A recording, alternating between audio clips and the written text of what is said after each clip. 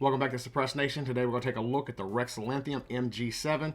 This is a 17.4 stainless steel, tubeless, fully welded design. It is 5.5 inches in length, has a 1.7 inch diameter tube, and weighs in at 10.7 ounces using their direct thread mount that comes with it. It comes in at a total of 11.9 ounces. The MG7 is full auto rated. It has no barrel restrictions on all the different calibers that it's listed for. And if you do have a failure, it's easy to recore. And if you do happen to have any type of failure, Rex has a lifetime no bullcrap warranty. Just send it in and they'll get it fixed for you. Now moving to the back of the MG7, we can see that it's hub ready. One of my favorite parts, look at these fat wrench flats on the back here. When you're putting on your hub mount, it's always nice to have some meat on so you can put some torque on it to get those hub mounts on it. One of the biggest pet peeves I would say is when you get out to the range and you tightened everything down, you shoot it some, and then you go to take the suppressor off to swap it to another hose. Your can comes off and your hub mount stays hooked to your gun. Hate that, and having these wrench flats allows you to get some extra torque on it. The spanner wrenches work, but I mean, usually I end up scratching my can up or either breaking one of the teeth off of the spanner wrench. So I prefer wrench flats over anything. I mean, if you have to have spanner wrenches, I like that better than just a smooth can. Some companies have cans that have literally nothing to hold on to.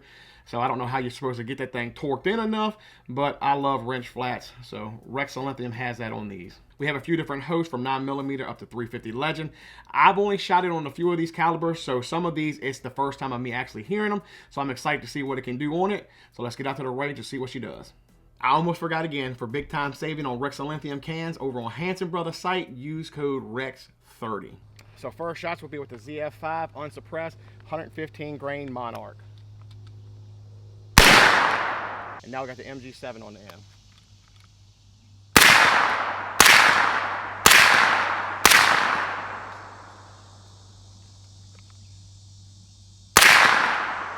And now we got some 147 grain subs.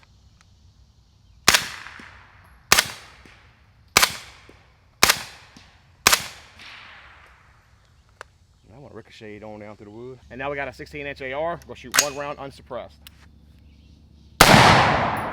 And now we got the MG7 on the end.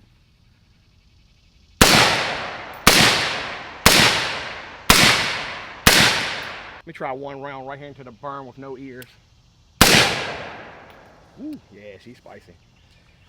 Definitely don't want to shoot that without ears on. Now we got a 16-inch Ruger American and 350 Legend. Got some 145 grain Winchester white box loaded up. My neighbor did just start cutting grass. Hopefully this doesn't affect the audio too much, but here we go. Now 3 rounds with the MG7 on the end.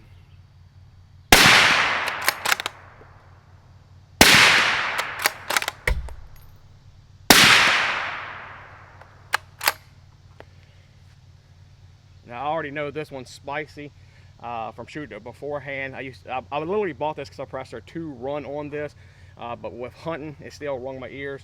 So I already know better than taking the ears off with it. Let's grab those subs and see how they sound. Now we have some 255 grain Winchester super suppressed. Let's see how this sounds.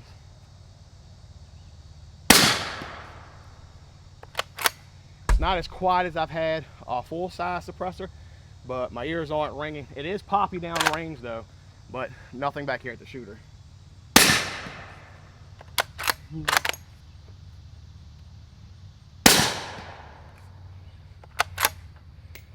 So for a smaller, I don't know if you would call that like a K can or a S can, it's kind of like right there in the middle.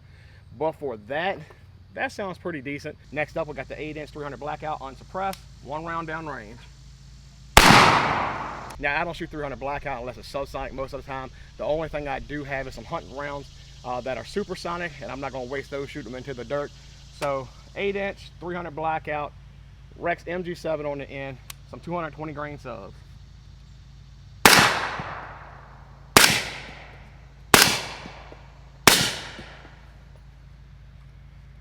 That first round was extremely loud. The next ones were a whole lot louder than what I would like. If I bought this for a 300 blackout gun, for a gun this size right here, I mean, it looks good. That sound performance is bad. I don't like that at all.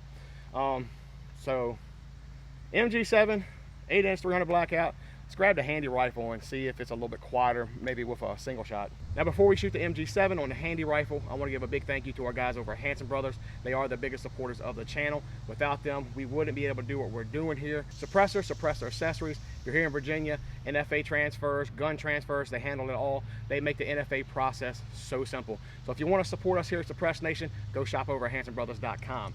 So here we got some 220 grain subs loaded up. Got the handy rifle, MG7. Yeah, that's definitely noticeably quieter than the 8-inch. Yeah, I like that a whole lot better.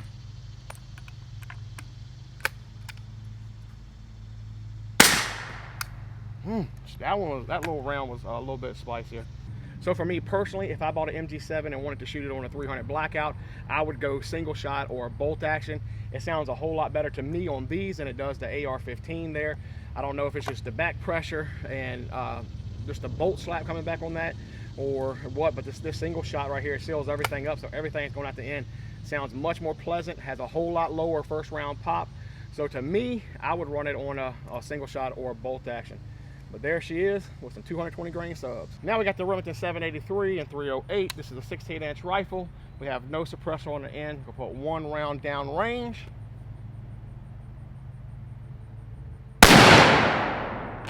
Now we got the MG7 on the end of the 308. Let's see what she does. Ooh.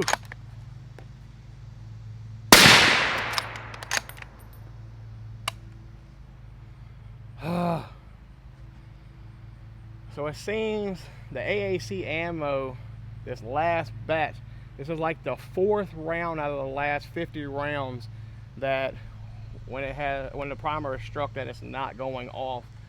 So that's becoming rather annoying. All right, let's try this again.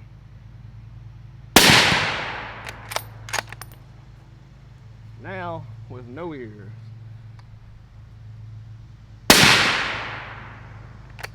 Nah, she loud. But this last batch of AAC ammo has completely sucked. I think this is like the 6th round now out of the last 50 that I've shot where the primers have been struck and nothing's gone off. So I even reload them again. Some of them will go off and others are they're just dead, just junk. So final thoughts on the MG7. For me, I like it more as just a 9mm suppressor than for any of the other calibers that it's rated for. There's a lot of rifle calibers that it's rated for, and to me it just doesn't sound good on them.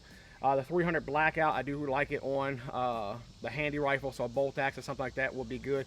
Larger can would still be better. The MG10, I bet you would be awesome. But the MG7, I just prefer it more on 9mm. The ZF5 is probably my favorite host. It's probably the quietest host. But I'm running on my VMAC 9 because it looks freaking awesome on the end of the VMAC 9. Still sounds good, but it looks totally awesome. And awesome overrules quietness sometimes, right? I don't know. That's what Instagram says. But there's the MG7. I do appreciate you guys watching. God bless.